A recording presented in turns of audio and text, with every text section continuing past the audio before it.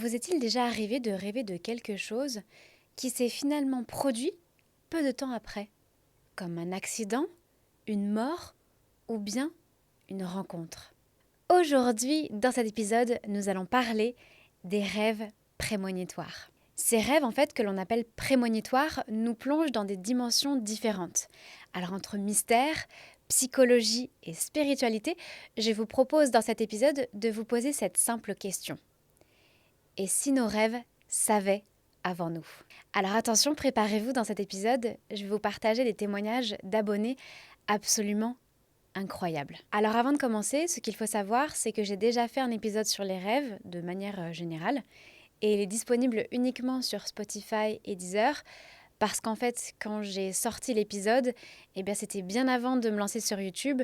Donc voilà, il est disponible sur ces plateformes-là et je vous invite fortement à aller l'écouter parce qu'il vous explique les rêves de manière générale et surtout j'ai récolté des témoignages absolument incroyables et en plus c'est l'un des épisodes de mon podcast qui a le plus de succès. Donc voilà, n'hésitez pas à aller l'écouter. Donc avant d'entrer dans le vif du sujet des rêves prémonitoires, je pense que c'est important d'aborder en fait les rêves de manière générale. Pour rappel, les rêves sont en fait notre cerveau qui va trier tout ce qu'il a ingurgité pendant la journée. Parce qu'en fait, vous n'imaginez pas tout ce que le cerveau perçoit et dont vous n'avez pas conscience en fait. Il analyse tout, il enregistre tout. Donc le soir, c'est vraiment en fait le moment où il va faire son ménage. C'est une vraie purge et il va trier toutes les informations qu'il a récoltées pendant la journée. Et cette explication-là que je vous donne, en fait, c'est le point de vue des scientifiques. En spiritualité, les rêves, c'est pas que ça. Ils ont en fait d'autres significations. Alors les rêves, ils peuvent être des messages de l'univers, de la source, ils peuvent être des messages de nos guides, des visites de défunts ou des visions du passé comme du futur. D'ailleurs, certaines cultures considèrent en fait les rêves comme des portes vers d'autres plans, vers d'autres niveaux de conscience. D'ailleurs, dans certaines cultures chamaniques, on apprend à voyager dans les rêves pour en fait recevoir des messages ou des avertissements. En fait, il y a vraiment cette idée que quand on rêve, le mental il va complètement s'éteindre. Et l'intuition peut du coup prendre le relais et enfin parler. Et ça, je trouve ça très juste. Parce qu'en fait, grâce au sommeil, on entre dans un état de lâcher-prise total. Donc on va laisser la porte ouverte à plein de choses. On est beaucoup plus amène à recevoir des messages.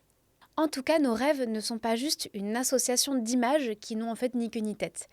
Ils peuvent paraître comme ça au premier abord, mais souvent en fait ils sont porteurs de messages qui peuvent bouleverser une vie. Et là je parle bien des rêves prémonitoires. Donc en fait, qu'est-ce que c'est qu'un rêve prémonitoire? C'est un rêve qui semble anticiper un événement futur. C'est une intuition qui peut se répéter et en fait ce sont des images claires qui vont arriver dans la tête et c'est clair comme de l'eau de roche. On sait qu'un rêve est prémonitoire quand il y a une récurrence, c'est-à-dire que le rêve se répète plusieurs nuits, et surtout quand il y a cette conviction profonde, en fait ce gut feeling, que c'est vrai. Et le plus troublant, c'est que les détails du rêve correspondent à la réalité et parfois à la minute près. Et il ne s'agit pas en fait de simplement rêver de quelqu'un et de recevoir un message de cette personne le lendemain. En fait, on rêve d'un événement avant qu'il ne se produise, sans aucun indice logique ou rationnel pour l'expliquer. Ce qu'il faut savoir, c'est que ce phénomène de rêve prémonitoire, il existe depuis des siècles, c'est pas quelque chose qui est nouveau. On retrouve des traces dans des récits antiques, comme dans la Bible, ou encore dans des textes grecs et égyptiens. Donc c'est vraiment quelque chose qui a toujours existé, cependant c'est quelque chose qui reste tabou même encore aujourd'hui. Parce qu'en fait, ça révèle de l'extraordinaire. Et j'ai l'impression qu'à partir du moment où la science ne peut pas l'expliquer, en fait, ça devient quelque chose un petit peu tabou parce que ça fait peur, tout simplement. Et généralement, les scientifiques, ils parlent de coïncidence pour parler des rêves prémonitoires. Mais bon, quand on y pense, ça fait quand même beaucoup de coïncidences. Chaque nuit, on rêve de dizaines de choses. Et parfois, on se souvient et parfois non. Et les scientifiques appellent ça le biais de confirmation. C'est-à-dire qu'en fait, on va oublier tous les rêves qui ne se réalisent pas, et on ne retient que celui qui colle à la réalité. D'autres chercheurs d'ailleurs parlent du rôle de l'inconscient. En fait, on capte des signaux subtils dans notre environnement tous les jours, on analyse inconsciemment des données et en fait notre cerveau va en rêver avant même qu'on ait compris ce qu'il se passe. Et en fait, ça serait une forme d'intuition profonde et non de voyance selon les scientifiques. Et pourtant, malgré toutes ces explications, il reste des cas très étranges, inexpliqués et qui défient toutes les probabilités. Mais pourquoi certaines personnes font des rêves prémonitoires et d'autres non? En fait, écoutez, je dirais que tout dépend en fait de notre niveau d'écoute et de notre chemin d'incarnation. Je m'explique. Quand je parle de niveau d'écoute, c'est à quel point vous êtes intuitif et à l'écoute de votre âme et de ce qui vous entoure. En fait, certaines âmes, avant de s'incarner, elles ont fait le choix d'ouvrir leurs capacités parce que ça fait partie en fait de leur histoire, de leur chemin de vie qu'elles vont emprunter. D'autres ont choisi de vivre une vie plus cartésienne et d'avoir un certain nombre d'expériences qui n'incluront pas l'énergétique ou l'invisible.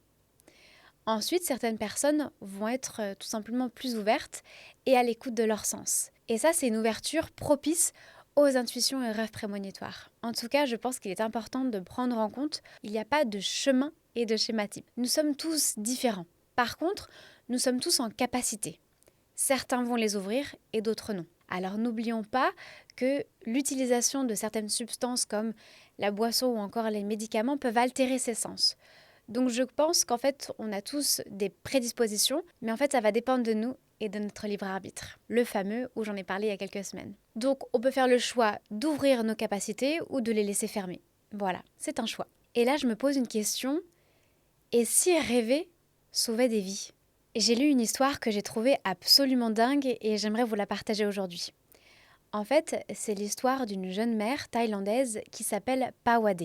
Et en décembre 2004, elle a rêvé du fameux tsunami 7 jours avant qu'il se produise.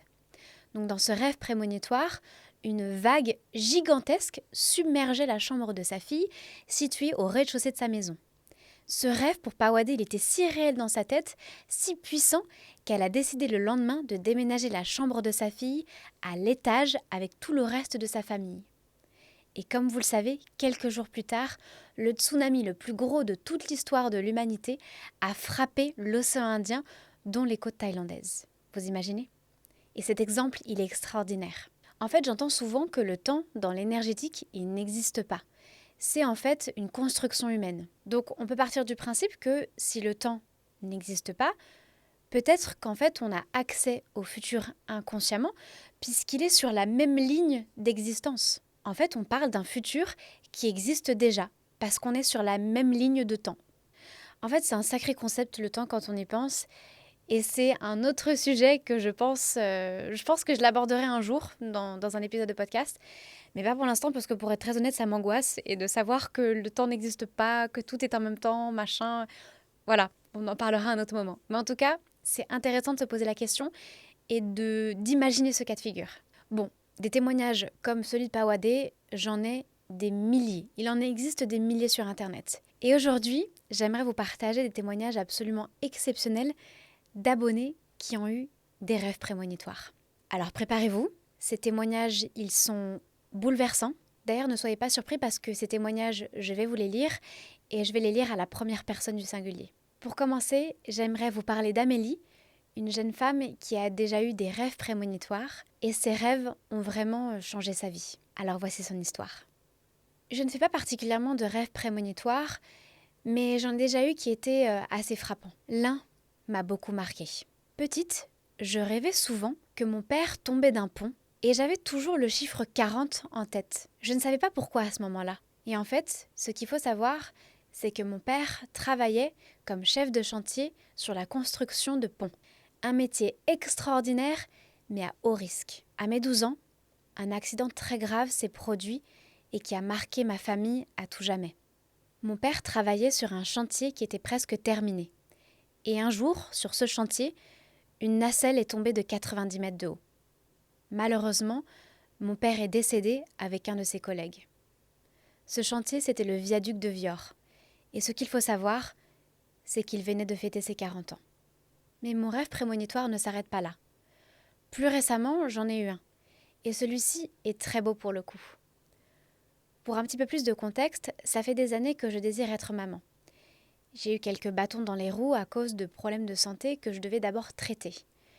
Puis entre-temps, j'ai aussi fait 2 fausses couches. Bref, un chemin donc compliqué et douloureux, tant sur le plan émotionnel que physique. Et un jour, mon conjoint m'organise un week-end dans une cabane, à la campagne. Et contre toute attente, il me demande en mariage. Nous passons donc un week-end aux anges et en amoureux. Un vrai conte de fées. Et ce qu'il faut savoir, c'est que ce week-end-là, j'ai rêvé que je tombais enceinte d'une petite fille. Mais surtout dans mon rêve, je parlais à ma belle-mère, la maman de mon conjoint décédé 5 ans plus tôt. Et dans ce rêve, je lui dis que j'aimerais vraiment avoir une petite fille qui lui ressemble. Au réveil, je me sens très perturbée et vraiment sous le choc. Je me souvenais parfaitement de ce rêve. Il semblait si réel, j'étais vraiment troublée. Évidemment, j'en parle à mon conjoint et je lui dis « C'est drôle quand même. Imagine, c'est vrai. » Après ça, nous continuons notre vie et les semaines passent. Un mois plus tard, ayant quelques doutes, je décide de faire un test de grossesse qui s'avère positif. Je suis enceinte, ça y est. 3 mois plus tard, à la suite d'une échographie de contrôle, le médecin me confirme que c'est bien une petite fille. Je ne peux m'empêcher à ce moment-là de faire le lien avec ce rêve que j'ai fait ce week-end-là. Aujourd'hui, ce qu'il faut savoir, c'est que ma fille a 4 ans et porte le 2e prénom de sa grand-mère, ma belle-mère décédée, que j'ai vue dans ce fameux rêve. Merci Amélie pour ton histoire qui est bouleversante. Merci pour la confiance que tu m'accordes. C'est vraiment une chance pour nous de pouvoir avoir ton histoire en exemple dans cet épisode. Ces 2 rêves, ils sont absolument extraordinaires. Quand j'ai lu ton témoignage, j'avoue, je suis restée sur le cul. C'est absolument incroyable. Pour ton papa, je n'imagine pas le chagrin et la difficulté que cette épreuve t'a apporté, d'autant plus que tu en avais rêvé. En fait, le caractère répété et insistant semblerait vraiment être symbole d'un message puissant ou d'un flash du futur pour peut-être aider à préparer à une épreuve inévitable que l'on va traverser. En tout cas, j'ai pas de réponse, mais tout ce qu'il faut savoir, c'est que la mort est quelque chose d'inévitable. Quand c'est ton heure, puisqu'en fait, l'âme l'a programmée. Donc peut-être que c'était une façon pour l'univers de te prévenir, de te préparer mentalement à ce drame qui allait arriver. Et en fait, peut-être que c'était vraiment l'univers qui te préparait à vivre cette épreuve. Parce que la mort d'une âme, elle est programmée. Et peut-être que l'univers a voulu t'accompagner en te disant « Attends, on va te prévenir un petit peu à l'avance pour que mentalement tu puisses te préparer. » Peut-être. Qui sait. Quant à ton rêve lors de ton week-end en amoureux, je suis convaincue, je suis sûre à 100% que ta belle-mère t'a rendu visite et t'a en quelque sorte rassurée en te disant « Ne t'inquiète pas, une petite âme va bientôt venir s'incarner à tes côtés. » En fait, c'est comme si elle était le guide dans cette situation. En tout cas, ce que je peux vous dire, c'est qu'il n'y a pas de hasard. Pour moi, les coïncidences n'existent pas. Et la véracité et les détails des rêves d'Amélie sont bien trop uniques pour que l'on puisse qualifier ça de simple coïncidence. Ces rêves sont vraiment la preuve de la magie du monde visible et invisible qui nous entoure. Passons à présent au témoignage d'Anaïs, qui elle aussi a eu des rêves prémonitoires. Son histoire, elle est unique, particulière, et je la remercie pour le courage qu'elle a eu, car j'ai conscience que c'est pas toujours facile de parler de ce type de choses, et encore moins quand ça nous concerne. Voici son témoignage. Ce que je vais vous raconter, je ne le partage presque jamais, parce que c'est délicat et souvent peu compris. Pourtant, il y a dans ma famille une histoire étrange qui se transmet de génération en génération à travers les rêves. J'en parle quasiment jamais. Pas parce que j'ai honte, mais parce que, en fait, les gens dans ma famille lèvent les yeux au ciel dès qu'on aborde le sujet. Pourtant, depuis des années, il y a quelque chose d'étrange qui plane dans ma famille. Un truc qui se transmet presque comme une mémoire, sauf que ce n'est pas du passé, ce sont des rêves. Et parfois, ils parlent de ce qui n'est pas encore arrivé. C'est ma grand-mère qui m'a en fait mise sur cette piste. Elle disait souvent, quand tu fais un rêve trop net, trop réel, ce n'est peut-être pas toi qui rêves, c'est peut-être le futur qui te murmure. Elle notait souvent ses rêves dans des carnets qu'elle cachait un petit peu partout dans la maison. Que ce soit derrière des piles de linge, sous des tiroirs, parfois même dans des sacs plastiques dans la cave. Je pensais toujours qu'elle avait beaucoup d'imagination, jusqu'au jour où en fait c'est devenu réel pour moi. J'avais 14 ans. j'ai rêvé que ma tante tombait dans un escalier en pierre. Le rêve était ultra précis. Je me souvenais de la lumière qui était grise comme un soir d'hiver. Elle portait une écharpe bleu nuit et sa tête, en fait, heurtait une marche de l'escalier et j'entendais le bruit avec. C'était tellement réel que je me suis réveillée en criant. J'étais tellement bouleversée par ce rêve, j'étais en larmes. Ma mère d'ailleurs est venue me réconforter et elle me disait que c'était juste un cauchemar. Sauf que 3 jours plus tard, ma tante est tombée dans l'escalier extérieur de sa maison de campagne. Exactement comme dans le rêve. Tout était pareil, jusqu'à même l'écharpe. Malheureusement, elle est morte sur le coup. Depuis, il y a eu beaucoup d'autres rêves. Pas tout le temps, mais toujours avec cette espèce de lucidité bizarre. Une fois, j'ai rêvé que je ne pouvais pas respirer à cause de la fumée. Et je me suis réveillée en sueur et en sursaut, complètement paniquée. 2 jours plus tard, le disjoncteur a grillé chez nous et a causé un court-circuit dans la cuisine. Alors il n'y a pas eu d'incendie, mais ça aurait pu. Une autre fois, j'ai rêvé d'un garçon de mon lycée. Dans ce rêve, on m'appelait pour me dire qu'il avait mis fin à ses jours. 3 semaines plus tard, j'apprends qu'un camarade avait été hospitalisé après une tentative de suicide. Et devinez quoi ? C'était lui, le garçon dont j'avais rêvé. Ma mère ne veut pas du tout en entendre parler. Elle a toujours été très rationnelle, très terre à terre. Mais je sais aussi qu'elle a vu des choses. Je le sais parce que quand ma grand-mère a fait son AVC, on a dû en fait trier ses affaires à la maison. Et dans une vieille valise, bien cachée tout au fond, sous une pile de draps, j'ai trouvé un de ses carnets. Et à la date exacte de mon accident de scooter, quand j'avais 16 ans, elle avait écrit « Je l'ai vu allongé sur le sol, le visage couvert de sang ». J'ai voulu hurler, mais elle ne m'entendait pas. J'espère que ce n'était qu'un rêve. Ma grand-mère avait vu mon accident. Depuis, j'ai recommencé à noter mes propres rêves. Pas tous, mais seulement ceux qui me laissent cette sensation étrange au réveil. Cette certitude sans logique. En ce moment, je fais un rêve très bizarre. Je rêve que je suis dans une pièce vide avec seulement un lit d'enfant. Il fait gris et dans la pièce, il y a une petite fille qui pleure. Elle ne me regarde pas, mais elle m'appelle. Elle m'appelle maman. D'une voix douce, mais tellement triste. C'est bizarre parce qu'au fond de moi, je sais que c'est ma fille. Et vous savez ce qu'il y a de plus déroutant ? Elle semble vraiment me connaître. Comme si elle me parlait d'un futur que je n'ai pas encore vécu. Mais ce qu'il faut savoir, c'est que je n'ai que 19 ans. Et j'ai pas encore d'enfant. Je ne sais même pas d'ailleurs si j'en veux. Mais ce rêve-là, il revient sans cesse. Toujours pareil. Toujours de la même façon. Et à chaque fois, j'ai le sentiment qu'il est là pour me prévenir de quelque chose. Comme si en fait il était porteur d'un message. Alors voilà, encore aujourd'hui, je continue d'écrire mes rêves, pas pour trouver un sens, mais plus pour me souvenir un jour de ce que j'ai su trop tôt. Merci Anaïs pour ton témoignage. Il y a vraiment une prédisposition dans ta famille et une vraie sensibilité et une ouverture sur l'invisible. En fait, j'ai vraiment l'impression que souvent les familles entières, elles ont la même capacité. Je sais pas, peut-être que je me trompe, mais j'ai souvent lu des témoignages comme ça de toute une famille qui, en fait, avait la même capacité ouverte. Et je trouve ça très impressionnant. En tout cas, je n'imagine pas à quel point ça doit être perturbant de rêver de la mort, en fait, d'un être cher. C'est dingue comme la plupart des témoignages que je lis, que ce soit sur Internet ou ceux que je reçois, souvent, les rêves prémonitoires, ils vont annoncer une mort. En fait, c'est comme un warning que la vie nous envoie. Ce que je constate, c'est que globalement, le rêve prémonitoire, il est porteur d'un message puissant que la personne doit recevoir. Alors ça peut être perçu comme un véritable cadeau de la vie ou alors comme un véritable cadeau empoisonné.